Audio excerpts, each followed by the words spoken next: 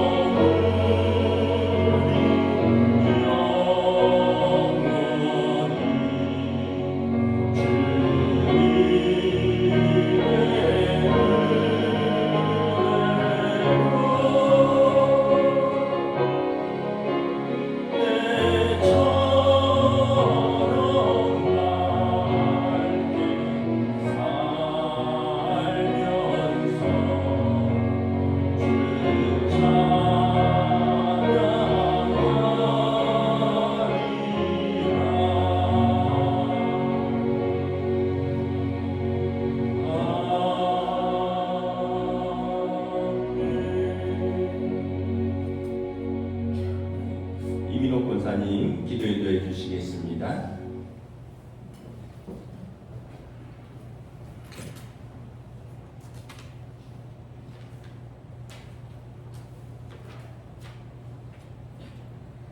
하나님이시여 나의 아버지시여 지난 한 해를 잘 보내게 해주시고 2026년 새해를 또한 잘 맞이하게 해주시니 더욱 감사드립니다. 우리의 삶은 오직 주님과 함께 하시며 주님께서 이끌어 주심을 믿습니다.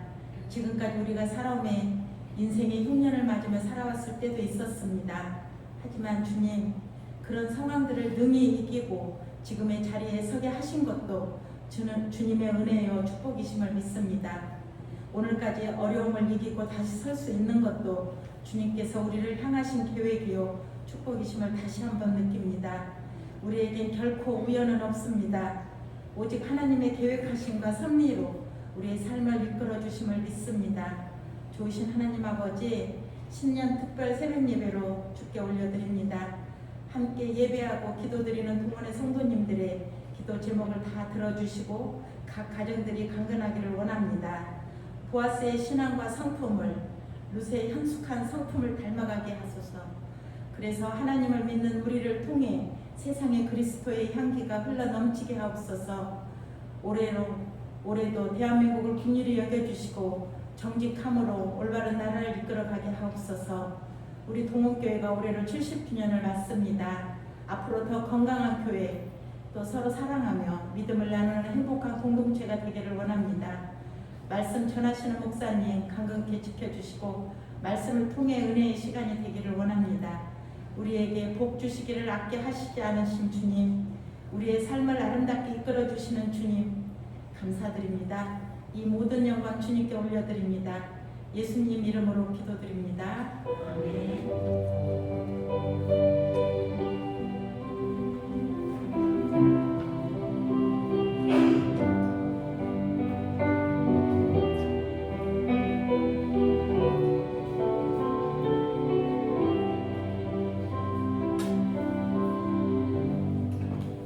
오늘 우리 주신 하나님 말씀은 구약 성경 룻기 2장 8절에서 마지막 절까지 말씀입니다. 룻기 2장 8절에서 마지막 절까지 말씀입니다. 다 찾으신 줄 알고 저와 여러분들이 한 절씩 교도하도록 하겠습니다.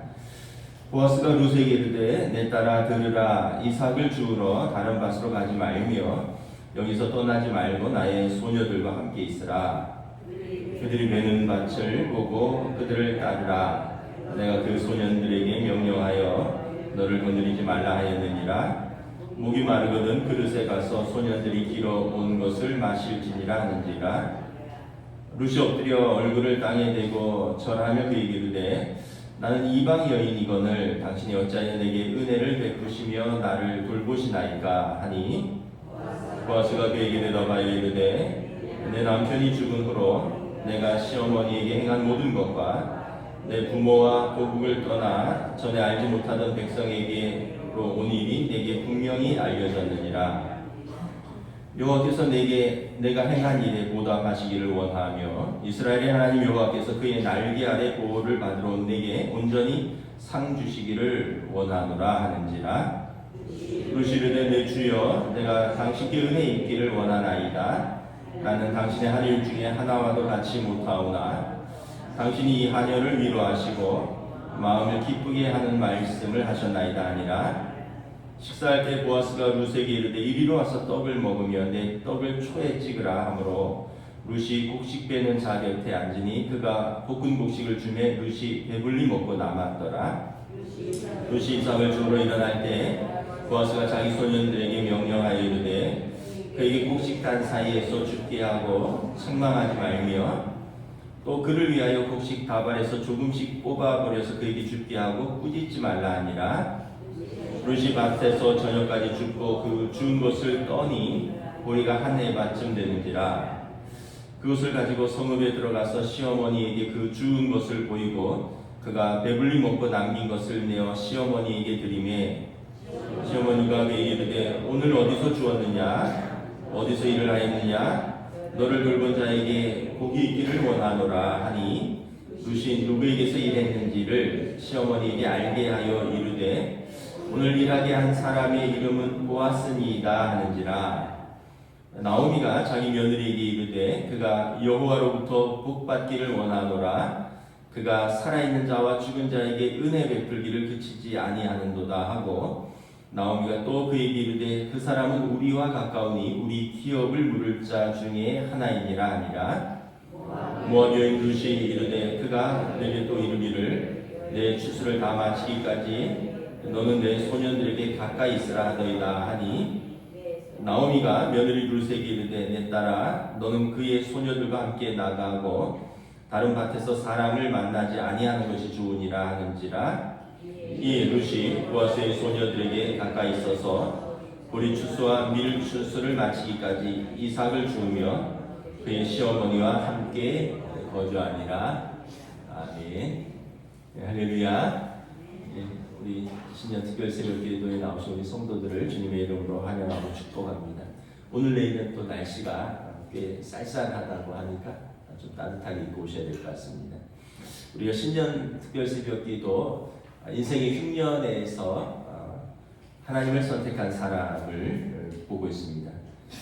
그래서 첫째 날 인생의 흉년을 만날 때 어떤 선택을 할 것인가, 둘째 날은 우리 세 여인의 선택, 그리고 어제는 룻과 보아스의 만남에 대해서 말씀을 드렸고 오늘은 보아스의 환대에 대해서 말씀을 특별히 좀 보도록 하겠습니다. 2장에 보면 우연히 자기 밭에 일하러 온 룻을 보아스가 봅니다. 처음 본 소년인데 누구냐라고 일꾼들을 감독하는 사환에게 물으니까 나오미가 데리고 온 모압 소녀입니다. 이렇게 이야기를 하죠. 그래서 오늘 이제 그를 불러서 특별한 친절을 베풀고 호의를 베풀어 줍니다. 보아스가 룻을 돌보는데 사실은 하나님께서 보아스를 통해서 룻과 나오미를 돌보는 것입니다. 8절에 보면 룻에게 다른 밭으로 가지 말고 내 밭에서 이제 일하면서 곡식을 주서라. 이 곡식 줍는 사람들은 일꾼들이 아니에요. 그 사람들은 이제 가난한 사람들이고, 그래서 어떤 우리로 말하면 일이 주어진 게 아니라 일꾼들이 이렇게 곡식 추수하고 나면 그냥 그 밭에 들어가서 이제 뒤를 따라가면서 떨어진 거 줍는 사람들입니다. 그러니까 보통 보리 추수가 3월, 4월이고 밀 추수가 6월, 7월인데 그때 이 밭 저 밭을 다니면서 곡식을 줍는 겁니다. 이 밭에서 오늘 추수한다 그러면 저쪽 밭으로 가고 저 밭에서 오늘 추수한다 그러면 또 저 밭으로 가는, 그래서 일정한 이게 일하러 가는 밭이 아니라 오늘 여기 일거리가 있다면 그냥 왔다 갔다 하는 거죠. 그런데 보아스가 룻에게 너는 추수하는 내내 내 밭에서 이삭을 주라라고 허락을 해줍니다. 23절에 보면 룻이 보리 추수와 밀 추수를 마치기까지, 그러니까 3, 4월, 6, 7월 한 5개월간 거의 반년 가까이를 룻이 보아스의 밭에서 이삭을 주울 수 있도록 배려를 하는 것입니다. 또 우리가 생각할 때 그럴 수도 있을 거 아니에요. 막 텃세도 있을 거 아니에요. 너는 뭐 온지 얼마나 됐다고 이렇게 이 밭에서 일하느냐, 뭐 그러면서 텃세도 있을 거고, 이런 거를 이제 보아스가 보호해 주는 것입니다. 9절에 보면 보아스가 룻을 안심시키기 위해서 너 내 밭에서 일할 동안에 다른 그 남자 일꾼들이 너를 책망하거나 꾸짖거나 너를 건드리지 못하게 내가 엄히 명령했다라고 말을 합니다. 그러니까 아마 그럴 수도 있잖아요. 걸붙인다고 또 뭐 맨날 너는 여기만 나오냐고 뭐 사람들이 책망도 하고 꾸짖기도 하고 또 가장이 없는 여인이라고 또 찝적대질 수도 있는데, 일체 룻에게 그런 일을 하지 말라고 오늘 보아스가 3번이나 종들을 단속합니다. 9절에 보면 그 소년들에게 너를 건드리지 말라 하였다. 또 15절에도 보면 룻을 책망하지 말아라. 16절에 보면 룻을 꾸짖지 말아라. 룻을 이렇게 보호자가 되는 것을 볼 수 있습니다. 그리고 룻에게는 일하다가 목마르거든 이 사람들을 위해서 음식이나 물이 준비된 것은 없습니다. 그런데 너는 물 기르러 우물가까지 갈 필요 없이 그릇 가지고 일꾼들이 떠온 물을 그냥 마시면 된다. 이렇게 호의를 베풉니다. 10절에 보면 그리고 룻은 이제 그렇게 해서 이제 룻이 상상도 못한 제안에 너무 놀라서 10절에 이제 땅에 엎드려서 겸손히 절하고 감사를 표합니다. 그리고 자신과 같은 미천한 신분의 모압 여인에게 왜 이렇게 은혜를 베푸십니까? 라고 묻죠. 이때 보아스가 두 가지 이유를 대답을 합니다. 첫째, 11절에 보면 내가 내 남편이 죽은 후로 내 시어머니에게 행한 모든 일이 베들레헴 온 성에 알려졌고 이제 나도 아는 바니 하나님께서 내게 행한 일에 보답하는 것이다. 너가 남편이 죽은 것도 알고 있고 내가 시어머니를 모시고 있는 것도 알고 있는데 그것을 온 성이 다 알고 있다는 거예요. 그리고 나도 그것을 들었다. 그리고 하나님께서 이 일에 대해서 보답하기를 원하노라. 우리가 여기서 내 부모를 공경하라는 십계명의 6번째 계명을 생각합니다. 공경하다는 카베드인데 영광을 돌리다라는 뜻이고요. 어원은 무게를 두다 이런 뜻입니다. 카베드의 어원은 무게를 두는 겁니다. 부모를 공경하는 것은 부모에게 무게를 두는 거예요. 부모에게 무게에 합당한 대우를 하는 것입니다. 부모를 정당하게 평가하고 존경과 품격으로 대우하며 합당하게 돌봐드리는 것입니다. 구체적으로는 부모에게 정기적으로 전화를 드리고 또 찾아뵙고 그리고 노년에 필요한 것들을 공급하는 것입니다. 또한 부모에게 무게를 둔다는 것은 그분들을 보호하기 위해서 부모의 편에 서는 것을 말합니다. 이 시대는 부모 공경을 좀 우습게 아는 시대이기도 합니다. 젊은이들이 부모에게 일상으로 말대꾸하고요, 부모에게 맞서서 다투고요, 부모를 비꼬고 한숨을 쉬기도 합니다. 이러한 행동이 너무나 흔하게 일어나서 현대 문화 속에서는 당연한 것으로 여겨지기도 합니다. 근데 탈무드에서 가정에서 부모 공경을 강요하지 않고 가르치는 방법이 있습니다. 뭐냐면 부부가 서로를 존중하는 것입니다. 어머니가 아이들 앞에서 아버지를 존중하는 것입니다. 아버지가 아이들 앞에서 어머니를 존중하는 것입니다. 그러면 아이들이 자신의 어머니가 자신의 아버지를 존중하는 것을 보고 아버지를 존중합니다. 자신의 아버지가 자신의 어머니를 어떻게 대하는지를 보고 어머니를 대합니다. 그런데 또 이 시대에 또 많은 부모들이 또 실수를 합니다. 의견이 불일치되고 또는 그래서 자녀들 앞에서 서로를 반대합니다. 자녀들 앞에서 남편이 아내를 깔아뭉개입니다. 자녀들 앞에서 아내가 남편을 쥐잡듯이 잡습니다. 더 나아가서 자녀들과 합세해서 어느 한 사람을 무시하고 코너로 몰아넣습니다. 여러분, 그러면 어떤 마음이 드냐면 수치와 분노를 느낍니다. 그러면 사랑을 잃어버립니다. 내 배우자에게서 내가 수치와 분노를 느끼는데 사랑하는 가족들이 합세해서 나를 공격하는데 이 수치와 분노를 느끼는 거예요. 아내가 남편에게 그러한 대접을 받으면 수치와 분노를 느껴요. 남편이 아내에게서 아이들 앞에서 그런 대접을 받으면 남편이 수치와 분노를 느낍니다. 더 나아가서 자녀들이 아빠한테 그렇게 해도 되는구나, 엄마한테 그렇게 해도 되는구나, 왜냐하면 아빠가 잘못했으니까, 이거 엄마가 잘못했으니까 자기들도 부모에게 그렇게 공격하고 부모에게 수치와 분노를 느끼게 하는 것입니다. 그래서 탈무드에서 부모는 아이들 앞에서 절대로 자신의 배우자를 거슬러서 자녀의 편을 들지 말라고 말합니다. 설사 당신의 배우자가 잘못했더라도 자녀들 앞에서는 배우자의 편을 들고 따로 뒤에 가서 이야기를 하라. 이것이 현숙한 아내고 이것이 품격 있는 남편이다라고 말을 합니다. 당신의 자녀가 당신의 배우자를 불경하게 대한다면 책망하라고 말합니다. 아버지한테 그렇게 불손하게 말하지 말아라. 너 엄마한테 그렇게 말을 대꾸하지 말아라. 이렇게 가르쳐야 한다고 말을 합니다. 근데 이게 우리가 잘 못하고 있죠. 왜냐하면 우리가 화가 나면 자녀들이 있다는 걸 잊어버려요. 그리고 나는 옳은 말을 한다라는 명분 때문에 내 배우자가 느끼는 수치와 분노를 간과합니다.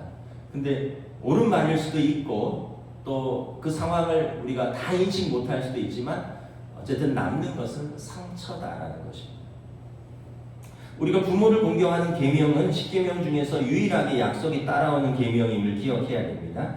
신명기 5장 16절에 우리가 부모를 공경하면 그래야 너희는 주 너희 하나님이 너희에게 준 땅에서 오래 살면서 복을 누린다. 부모를 공경하면 오래 살고 복을 누린다라고 하나님이 말씀합니다. 룻은 나이가 많아서 홀로 된 시어머니 나오미를 봉양하면서 공경했습니다. 그리고 이 룻의 부모 공경은 온 베들레헴에 소문이 났고요. 하나님께서 보아스를 통해서 룻에게 보답하며 은혜를 베푸는 것입니다. 기뽀르 하이, 용기 있고 믿음 있고 품격 있는 남자 보아스를 통해서 현숙한 여인 에슈타의 룻을 하나님이 친히 돌보시는 것입니다. 이것이 내 부모를 공경하라에 대한 보답, 이 땅에서 잘 되는 것이 구체적으로 이루어지는 것을 룻을 통해서 보게 됩니다. 그리고 이 은혜는 이제 시작에 불과합니다. 둘째, 보아스가 룻에게 호의를 베푸는 이유는 12절에 룻이 고국 모압을 떠나서 너희 부모를 떠나서 내 하나님의 날개 아래 피하러 온 너를 하나님께서 외면하지 않으신다는 거예요. 하나님의 날개 아래 보호받으러 온 너를 하나님께서 온전히 상 주시기를 원하신다는 것입니다. 제가 어떤 그 영상을 하나 봤는데 그 독사가 마당에 들어왔어요. 그래서 병아리들을 잡아먹으려고 하는데 엄마 닭이 날개를 쫙 피니까 그 코너로 몰렸어요. 그래갖고는 엄마 닭 날개 밑으로 병아리들이 다 숨었어요. 그 독사가 딱 머리를 들고 이제 하는데 닭이 물러서지 않고 딱 코너에서 뱀이 오면 자기도 부리로 탁 쫓고 날개로 막 파타닥 거리면서 한 3, 4분을 싸우더라고요. 그러다가 독사가 물러가더라고요. 그리고 어미의 날개 아래 있던 병아리들이 쫙 나오더라고요. 제가 그걸 보면서 이게 부모의 날개 아래에서 안식하고 보호받는 자녀의 모습이구나. 이게 여호와의 날개 아래 피한 자들이 누리는 안식과 보호구나. 이걸 제가 한번 깨달은 적이 있습니다. 보아스가 여호와의 날개 아래 보호를 받으러 온 믿음의 여인 룻, 너가 부모 친척 아버지 집을 떠나서 여호와의 날개 아래 보호받으러 왔는데 내가 어찌 너를 보호하지 않을 수 있겠느냐. 인생의 흉년에 믿음으로 하나님을 선택하고 그분의 날개 아래 피한 가련한 이방 여인 룻, 자신도 홀로 되었지만 아이들로 홀로 된 시어머니를 사랑으로 돌보는 부모 공경의 계명에 순종하는 룻을 하나님께서 돌보십니다. 보아스를 통해서 하나님께서 돌보십니다. 우리 하나님은 언약을 지키시는 하나님입니다. 보아스는 계속해서 룻에게 친절을 베풉니다. 14절에 보면 룻은 그 곡식 주는 사람들은 따로 상이 마련되지 않았습니다. 아마 자기가 쌓은 주먹밥 같은 도시락 그거 어디 구석에서 까먹겠죠. 룻을 상으로 올라오라고 말합니다. 나와 종들이 먹는 상으로 올라와서 같이 먹자. 내 떡을 초에 찍어 먹으라. 이건 소스입니다. 소스. 옛날에 3200년 전인데 소스를 먹는다는 것은 부자들의 상이에요. 이거는 과일과 어떤 기름과 이런 것들을 볶아서 같이 섞어서 올리브유에 섞어서 이렇게 내놓고 그걸 찍어 먹는 겁니다. 근데 여러분, 일용직으로 온 사람들이 언제 소스 다 들고 다니고 그럴 수 있겠어요? 그러니까 룻을 대접하는 것입니다. 시편 23편이 생각을 합니다. 내 원수의 목전에서 내게 상 차려 주시나이다. 15절에 보면 식사를 마친 룻이 다시 이삭을 주우러 가자 보아스는 일꾼들을 부릅니다. 그래서 룻이 곡식 줍는 거 회방하지 말고 꾸짖지 말고 그리고 지나가면서 너의 곡식을 좀 단에서 삭삭삭삭 빼서 좀 떨어뜨려라 일부러. 그리고 그것을 룻이 주워가도록 배려를 해라 라고 도와주라고 말합니다. 17절에 보면 룻이 하루 종일 그 보아스의 밭에서 일을 하고 이걸 이제 자기도 탈곡을 할 거 아니에요. 그래서 무게를 달아보니까 한 에바라 이렇게 나옵니다. 한 에바는 어느 정도냐 하면요 30파운드입니다. 한 1파운드가 450g이니까 30파운드는 13.5kg입니다. 그럼 13.5kg 되는 곡식을 하루에 주순 거예요. 추수한 게 아니라 주순 것이 그만큼 되는 겁니다. 13.5kg가 얼마나 되느냐? 정수기 생수통 아시죠? 이런 거 들고 다니는 10kg입니다. 쌀은 아마 굉장히 무겁잖아요. 그래도 젊으니까 이걸 어깨에 메고 갈 수 있었던 것 같습니다. 아마 넉넉히 보름은 먹지 않았을까 싶습니다. 쌀 13kg면 둘이서 두 여인이 보름은 먹지 않았을까. 이것은 온전히 보아스의 친절한 배려 덕분입니다. 아까 23절에 보듯이 보아스는 룻을 그 봄과 여름 내내 보리 추수가 끝날 때까지, 밀 추수가 끝날 때까지 5개월 이상을 자기 밭에서 이렇게 돌봐주고 친절을 베푸는 것을 볼 수 있습니다. 어떤 분은 보아스가 룻에게 특별한 마음이 있어서 그렇게 베푼 것이 아니겠느냐 이렇게 말합니다. 뭐 저도 그렇게 좀 그런 마음이 듭니다. 그럼에도 불구하고 2장에는 보아스와 룻의 특별한 관계가 나오지 않습니다. 3장에 가서 특별한 관계가 나오는데, 그것도 시어머니 나오미가 보아스가 너의 귀여운 물을 자란 것을 알려주고 그에게 어떻게 할 것인가를 의도를 확인하는 차원에서 접근하는 것이지, 보아스가 먼저 룻에게 뭐 접근을 하거나 보아스가 먼저 룻에게 뭐 나랑 결혼을 하자거나 이런 말을 하지 않습니다. 그러니까 2장에서는 순수한 목적과 의도로 한 여인을 가련하게 여기고, 보아스가 깃보르 하일이잖아요. 용기 있고 품격 있는 사람, 자신의 유력함을 가지고 가난한 자들, 가련한 자들을 돌보는 것을 순수한 목적이라는 것을 우리는 알 수 있습니다. 룻기 2장 1절에 보아스는 유력한 사람이라, 단순히 부자가 아니에요. 경건하며 용기 있고 책임감 있는 사람, 그 평판에 걸맞게 지금 그 책임을 다하고 있는 것입니다. 우리는 여기서 보아스가 보여준 환대에 대해서 생각합니다. 부자니까 그 정도 할 수 있잖아. 아니 나도 부자면 그렇게 하겠다. 근데 여러분, 이스라엘에 많은 부자가 있었고 베들레헴에도 많은 지주와 부자들이 있었을 것입니다. 그런데 그 사람들이 가련한 룻에게, 또 가난한 사람들을 어떻게 대했다라는 기록이 없어요. 그 얘기는 뭐냐면, 부자여서 호의를 베푸는 것이 아니라 하나님을 경외하기 때문에 하나님을 경외하는 의로움으로 가난한 자들에게 친절하고 배려를 베푸는 것입니다. 부자여서가 그런 게 아니에요. 제가 어떤 그 글을 봤는데, 스티브 잡스는 그렇게 부자인데 거의 기부를 안 하고 죽었대. 거의 돈을 안 썼대. 근데 그 마이크로소프트 빌 게이츠 회장이나 또 뭐 이렇게 투자의 귀재, 뭐 오렌 버핏이나 이런 분들은 99%를 기부를 약속을 했다고 그러더라고요. 현재까지 50% 기부했고. 그러니까 이게 부자여서가 아니라 어떤 가치관을 갖고 있느냐가 호의를 베풀고 궁유를 베풀고 또 환대를 베푸는 것입니다. 보아스는 하나님을 경외하기에 가난한 사람들을 궁유히 여기는 의롭고 자비로운 사람이었습니다. 그리고 그런 보아스에게 하나님께서 그 복을 베풀 수 있는 은혜를 보아스에게 베풀어 줍니다. 창세기 18장에 보면 아브라함이 자신의 집 앞을 지나는 3명의 낯선 사람들을 모른 채 하지 않고 자기 집으로 초청해서 우유와 송아지 고기로 극진하게 대접합니다. 나중에 알게 되지만 그 나그네들은 천사들이었습니다. 아브라함은 부지 중에 천사를 대접한 것입니다. 아브라함은 부자여서가 아니라 의로운 사람이었기에 한 사람 한 사람을 마치 주님을 대하듯이 대했고, 아브라함은 이렇게 나그네를 환대함으로 하나님의 사랑을 드러냈습니다. 그리고 하나님은 이 아브라함의 환대에 2가지로 보답해 주십니다. 그 가정의 기도의 제목인 아들을 약속해 주십니다. 두 번째는 소돔과 고모라가 멸망할 때 아브라함을 생각하사 조카 롯을 강권하여 끌어냈다라고 생각합니다. 그러니까 아브라함이 나그네를 대접했더니 하나님은 아브라함 가족의 식구들을 돌보는 것입니다. 그에게 아들을 주고 그의 조카들을 구원해 주신 것을 볼 수 있습니다. 창세기 24장에 아브라함이 며느리를 찾는 이야기가 나옵니다.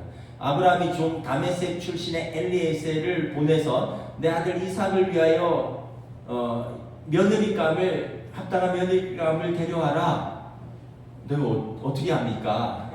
하나님이 내게 예비하실 것이다. 막막한 엘리에셀이 가면서 기도합니다. 이렇게 기도합니다. 하나님 우물가에 물을 길러 나오는 소녀들 중에 한 소녀에게 물동이를 기울여서 물을 한 모금 마실 수 있게 해달라고 제가 요청하겠습니다.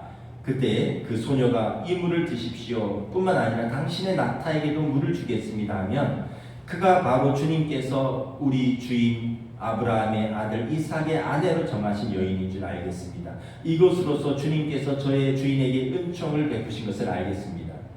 그리고 이 시험을 통과한 사람이 리브가였습니다. 그는 엘리에셀에게 마실 물을 주었을 뿐만 아니라 그가 같이 데리고 온 목마른 낙타 10마리에게 물을 준다고 두레박으로 물을 길렀습니다. 목마른 낙타 10마리는 물을 한 400에서 600리터 마신대.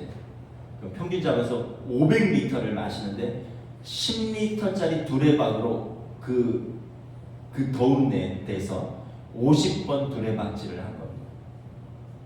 여러분, 낯선 사람한테 이렇게까지 할 필요 있나요? 물은 줄 수 있어요. 이미 떴으니까. 그리고 두레박은 빌려줄 수 있어요. 당신의 낙타를 위해서 이 물을 두레박을 해서 물 떠서 먹이십시오. 근데 리브가는 아니요, 제가 당신뿐만 아니라 당신의 목마른 낙타에게도 물을 주겠습니다. 사람도 환대할 뿐만 아니라 짐승까지도 사랑한 성품의 소유자였다는 거예요. 에베네셀이 보기에 이게 하나님의 기도의 응답이고 우리 족장 아브라함 집안의 안주인이 되기에 충분한 자격과 성품을 가진 에셴트 하이, 현숙한 여인이다. 그리고 그에게 아브라함의 뜻을 알려주고 그를 며느리로 데려가는 것입니다. 하나님은 낯선 종에게 환대를 베푼 리브가에게 믿음의 조상이 며느리가 되는 복을 주셨습니다. 그러니까 여러분, 너무 인색하게 살아면 잠깐은 내 걸 보호하는 것 같지만 결국은 다른 사람에게 얻는 평판도 하나님에게 주는 복도 어쩌면 내가 발로 걷어차는 것일 수도 있어요. 근데 내가 좀 손해보는 것 같고 내가 베푸는지만 이게 다른 사람들에게 기도의 응답으로 또 하나님께서 친히 갚으시는 것을 볼 수 있습니다. 저와 여러분 기본적으로 환대에 익숙합니까? 아니면 냉대와 적대에 익숙합니까? 이 시대는 낯선 사람들에게 환대보다는 냉대와 적대에 익숙합니다. 우리와 다른 사람들에 대해서 거부감, 두려움, 그리고 적대감을 가집니다. 뿐만 아니라 원래는 서로 가깝게 해주고 평안의 관계로 모인 사람들 안에서조차도 이 냉대와 적대감이 팽배합니다. 학교에 가면 학생들이 같이 공부하러 나온 친구들인데, 또래들인데 성적으로 서로를 견제하고 경쟁하고 그렇습니다. 회사 같이 일하러 모인 사람들인데 거기에서도 사내 정치가 만연하고 그리고 또 누군가를 또 제껴야 내가 승진할 수 있고 이런 경쟁이 만연합니다. 학계도 그렇습니다. 학문을 발표하는 장이면서 동시에 내가 인정받기 위해서 또 서로를 비판해야 되고 그렇습니다. 교회가 그렇다면 안 되겠죠. 우리 교회는 환대의 장소인가, 환대의 공동체인가, 냉대의 공동체인가? 나는 환대의 사람인가, 냉소적인 사람인가? 하나님께서 죄인인 우리를 아무 조건 없이 환대하셨습니다. 우리가 아직 죄인 되었을 때 그리스도께서 우리를 위하여 죽으심으로 하나님께서 우리에 대한 자기의 사랑을 확증하셨습니다. 예수님은 이웃에 대해서 환대하면 이것이 하늘에 우리의 보화를 쌓는 방법이라고 말씀하십니다. 너희를 위하여 보물을 하늘에 쌓아두라. 거기는 좀이나 동록이 해하지 못하며 도둑이 구멍을 뚫지도 못하고 도둑질도 못하느니라. 룻은 시어머니 나오미를 환대했고요.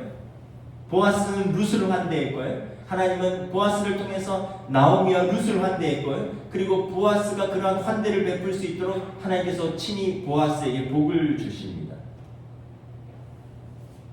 생각지도 못한 많은 양의 곡식을 가지고 집에 돌아온 며느리에게 나오미가 묻습니다. 19절에 오늘 어디서 일을 하였기에 이렇게 많이 주었느냐? 도대체 너를 돌본 자가 누구냐? 그에게 복이 있기를 원하노라. 이에 룻이 대답합니다. 그의 이름은 보아스입니다.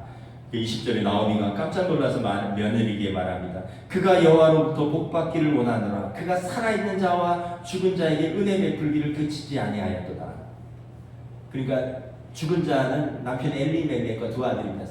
그러니까 옛날에도 우리에게 은혜를 베풀었고 지금도 과거로 남은 우리에게 살아있는 우리에게 은혜를 베푸는 자이구나. 하나님께서 그에게 복 주시기를 원하노라. 그러면서 보아스는 우리의 친족으로 우리의 기업 물을 자 중에 하나입니다. 기업 물을 자는 구속자입니다. 구약 성경에서 기업을 물으는 방법은 두 가지입니다. 대상은 두 가지입니다. 땅과 사람입니다. 빚져서 팔린 땅, 그리고 빚져서 노예로 팔린 사람을 값을 주고 되사오는 것을 구속이라고 합니다. 잃어버렸는데 대가를 지불하고 다시 찾아서 원래의 상태로 또는 더 나은 상태로 돌려놓는 것이 구속입니다. 땅과 노예가 구속의 대상입니다. 구속자는 반드시 대가를 지불하시고 잃어버린 땅과 잃어버린 인생을 새롭게 만들어주는 사람입니다. 오늘 나오미가 말합니다. 우리 집안을 일으켜 세우고 과부된 너의 구속자가 보았습니다. 예수님께서 우리의 구속자가 되셨습니다. 죄 가운데 떨어진 우리를 어둠에서 빛으로 사탄의 권세에서 하나님께로 돌아오게 하신 구속자이십니다. 십자가에서 우리의 죄값을 대신 지불하셨고 믿는 자에게 하나님의 자녀로서 하나님의 나라를 유업으로 얻게 하신 구속자이십니다. 말씀을 마치겠습니다. 룻은 에쉐트 하이, 현숙한 여인이라고 했습니다. 나오미에게 환대를 베풀었고요. 보아스는 기뻐를 하이, 그는 용기 있고 품격 있는 사람이었습니다. 그가 룻에게 환대를 베풀고 하나님은 보아스를 통해서 나오미와 룻을 돌보셨습니다. 룻은 부모 공경을 통해서 하나님이 약속하신 복을 받았고 보아스는 이웃 사랑으로 하나님이 약속하신 복을 받았습니다. 2026년 우리는 하나님을 경외하고 부모님을 공경하고 내게 주신 이웃들을 환대하며 하나님이 주시는 복을 누리는 한 해가 되기를 우리 주님의 이름으로 축복합니다. 이 시간 함께 기도합니다.